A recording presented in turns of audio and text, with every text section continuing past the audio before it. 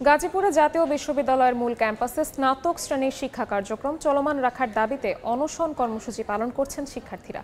অসুস্থ হয়ে পড়ায় 7 জনকে ভর্তি করা হয় হাসপাতালে। শিক্ষার্থীরা জানান, প্রথম দুটি ব্যাচের অন ক্যাম্পাস ভর্তি কার্যক্রম শেষ হলেও তৃতীয় ব্যাচ থেকে তা বন্ধ হয়। জানিয়ে দীর্ঘদিন ধরে ক্লাস পরীক্ষা বর্জনের পাশাপাশি আন্দোলন চলছে। কোনো সমাধান না আসায় শনিবার বিকেল থেকে অনশনের সিদ্ধান্ত নেন শিক্ষার্থীরা। বিশ্ববিদ্যালয়ের উপাচার্য দাবি মেনে নেওয়ার আশ্বাস দিলেও অনশন ভাঙতে অস্বীকৃতি জানায় তারা। উপাচার্য জানান, আইনি জটিলতায় নতুন ব্যাচের কার্যক্রম শুরু করা যাচ্ছে না। এ বিষয়ে মন্ত্রণালয় ও অ্যাটর্নি জেনারেলের সঙ্গে বৈঠকও হয়েছে।